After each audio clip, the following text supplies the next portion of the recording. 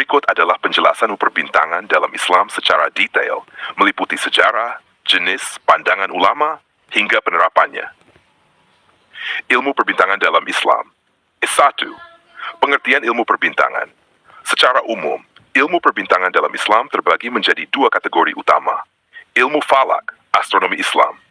Ilmu yang mempelajari pergerakan benda-benda langit, seperti matahari, bulan, dan bintang untuk kepentingan ibadah seperti penentuan waktu salat, awal bulan Hijriyah, arah kiblat, dan gerhana. Ilmu nujumgi. Ilmu yang mempelajari pengaruh benda-benda langit terhadap kehidupan manusia, seperti ramalan nasib berdasarkan posisi bintang dan planet. Pandangan Islam terhadap ilmu perbintangan. A. Ilmu falak. Diperbolehkan dan dianjurkan. Islam sangat menganjurkan ilmu falak karena berkaitan langsung dengan pelaksanaan ibadah. Contohnya, menentukan waktu salat. Dirikanlah salat dari sesudah matahari tergelincir sampai gelap malam, dan dirikanlah pula salat subuh.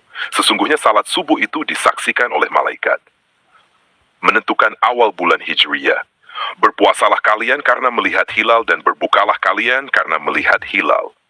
Bukhari dan Muslim. Menentukan arah kiblat dan gerhana. B. Ilmu nujum, astrologi, dilarang jika mengarah pada ramalan. Islam mengharamkan astrologi yang bersifat ramalan dan berkeyakinan bahwa bintang memiliki pengaruh terhadap nasib manusia karena masuk dalam bentuk percaya jair kecil.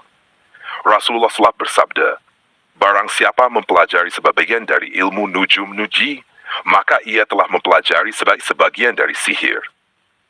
Abu Dawud dinilai hasan oleh Albani. Sejarah perkembangan ilmu perbintangan dalam dunia Islam. A. Masa klasik.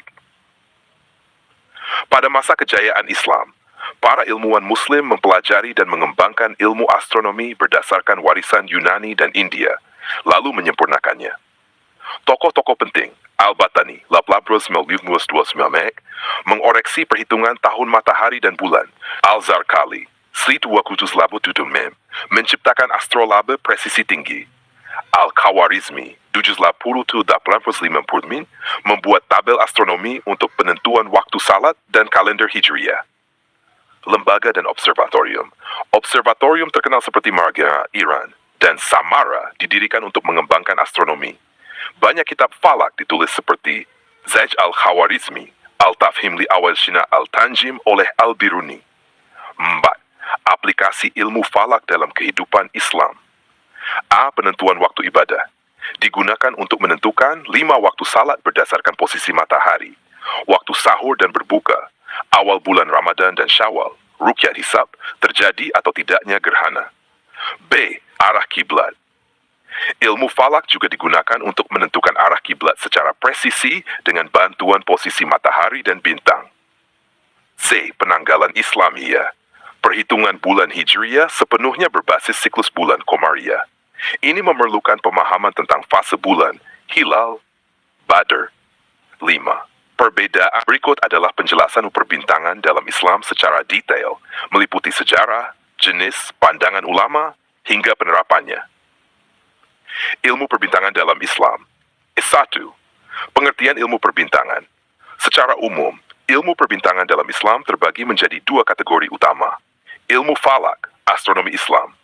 Ilmu yang mempelajari pergerakan benda-benda langit, seperti matahari, bulan, dan bintang untuk kepentingan ibadah seperti penentuan waktu salat, awal bulan Hijriyah, arah kiblat, dan gerhana.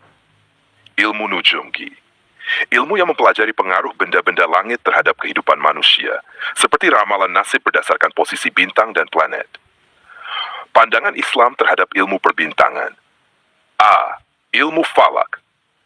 Diperbolehkan dan dianjurkan. Islam sangat menganjurkan ilmu falak karena berkaitan langsung dengan pelaksanaan ibadah. Contohnya, menentukan waktu salat. Dirikanlah salat dari sesudah matahari tergelincir sampai gelap malam, dan dirikanlah pula salat subuh. Sesungguhnya salat subuh itu disaksikan oleh malaikat. Menentukan awal bulan Hijriyah. Berpuasalah kalian karena melihat hilal dan berbukalah kalian karena melihat hilal.